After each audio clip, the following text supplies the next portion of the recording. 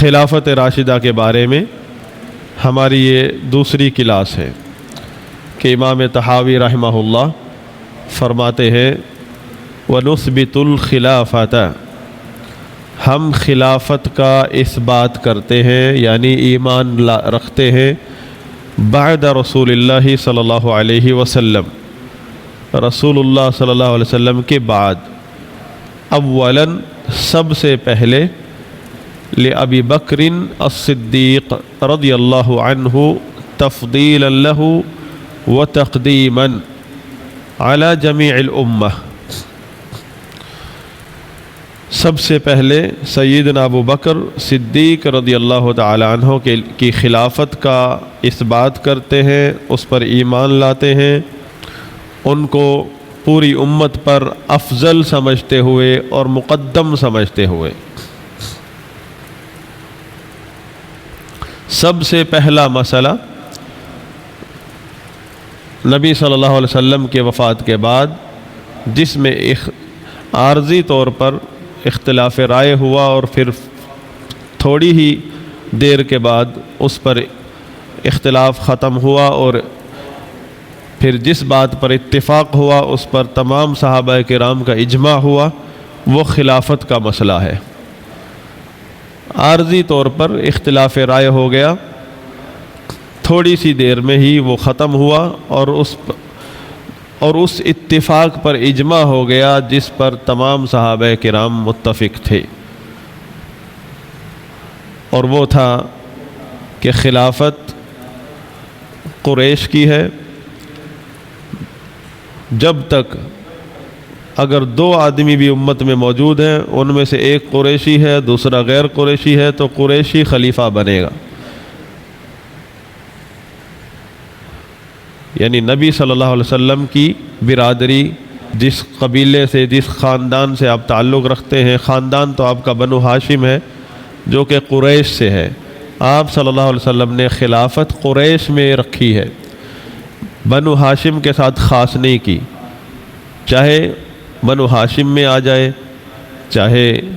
بنو امیہ میں چلی جائے، چاہے بنو عباس کے پاس آ جائے، چاہے بنو کسی اور قبیلے میں چلی جائے، ہو قریش۔ سب سے پہلا مسئلہ اس چیپٹر میں جو ہمیں سمجھنا چاہیے وہ خلافت کا مسئلہ ہے کہ لوگ اس بارے میں کم علمی کا شکار ہیں کہ کسی حاکم کو کیسے مقرر کیا جاتا ہے۔ شریعت میں جو حاکم کی صفات بتائی گئی ہیں اور حاکم کو مقرر کرنے کا جو طریقہ بتایا گیا ہے، وہ اختیار کے لیے ہے، یعنی شریعت میں جو حاکم کو مقرر کرنے کے طریقے ہیں اس میں سب سے پہلے سلیکشن ہے، اختیار، عربی میں اسے کہیں بالاختیار، کہ نبی صلی اللہ علیہ وسلم نے سیدنا ابو بکر رضی اللہ عنہ کو سلیکٹ کیا، باقی آپ کا ارادہ تھا لکھنے کا، پھر آپ نے لکھنے کا ارادہ ترک کر دیا، اس کی وجہ بتائی کہ یہ ہو ہی نہیں سکتا کہ اہل ایمان ابو بکر کے ہوتے ہوئے کسی اور کو خلیفہ تسلیم کر لے، بلکہ اللہ تعالیٰ تسلیم نہیں کرے گا۔ معاذ اللہ کے لفظ بولے نبی صلی اللہ علیہ وسلم نے، پچھلی کلاس میں ساری روایات بیان کی تھیں جو کہ بخاری مسلم کی ہیں، کہ معاذ اللہ، اللہ کی پناہ کہ مومن ابو بکر کے علاوہ کسی اور کو تسلیم کر لیں، یہ نبی صلی اللہ علیہ وسلم کی بات ہے، اس کے الفاظ ہیں، تو آپ نے لکھنے کا ارادہ کیا تھا، پھر اس وجہ سے چھوڑ دیا کہ اس کی اتنی ضرورت نہیں ہے، کیونکہ یہ تو ایمان کا بھی مسئلہ ہے، اور جو اہل ایمان ہے وہ نبی کے صحابہ ہیں،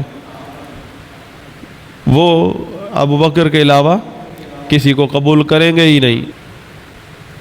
تو شریعت میں سلیکشن ہے، الیکشن نہیں ہے۔ الیکشن یہ کفار کی سوچ ہے، اس کے پیچھے ان کے مقاصد ہیں۔ سلیکشن شریعت کا طریقہ ہے، اور عوام الناس کو سلیکشن کے قریب تک بھی آنے نہیں دیا شریعت نے۔ عوام الناس کا اس میں کوئی دخل نہیں ہے۔ عوام الناس کے اوپر صرف جو فرض عین ہے کہ وہ جب ان کے علم میں آئے کہ فلاں حاکم کو سلیکٹ کر دیا گیا ہے، عوام الناس کے ذمے ہے کہ وہ اس بات کو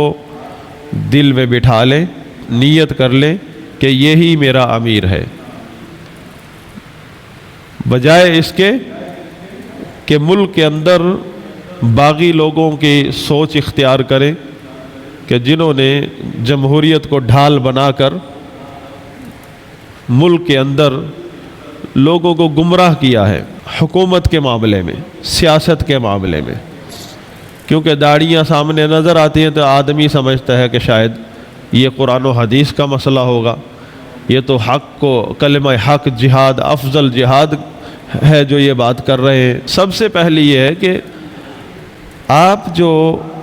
نظریہ رکھتے ہیں جائز ناجائز کا، حرام حلال کا، اس کی بیس کیا ہے؟ لا الہ الا اللہ کا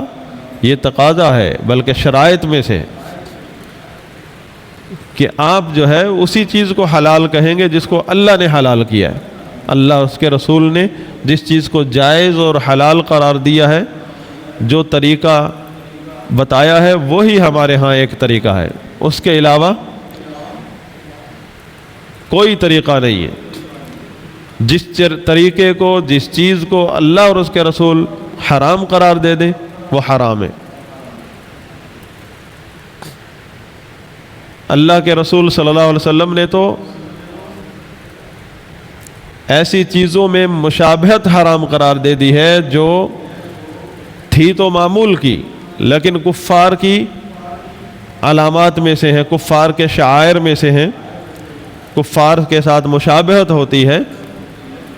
تو ایک مسلمان کو اس مشابہت سے منع کر دیا ہے، بجائے اس کے کہ ایک آدمی افکار ہی کفار کے لے لے اور کہے جی دین میں تو سیاست ہے۔ دین میں سیاست ہے، لیکن اس کا مطلب یہ تھوڑا ہے کہ آپ کفار کی سوچ اپنا لیں، سیاست کے اندر کفار کے اصول کو لے آئیں۔ دین کے اپنے اصول ہیں سیاست کے،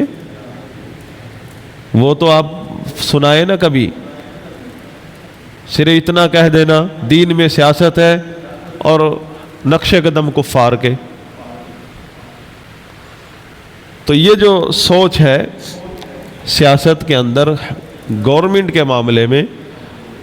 کہ سلیکشن جو ہے یہ ہو ہی نہیں سکتی، یہ ڈیموکریسی کی سوچ ہے۔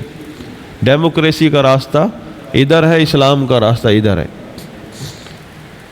اسلام کے اندر سلیکشن ہے۔ ہاں سلیکشن کون کرے گا؟ عوام الناس نہیں کرے گی، سلیکٹ کریں گے اہل الحل والعقد،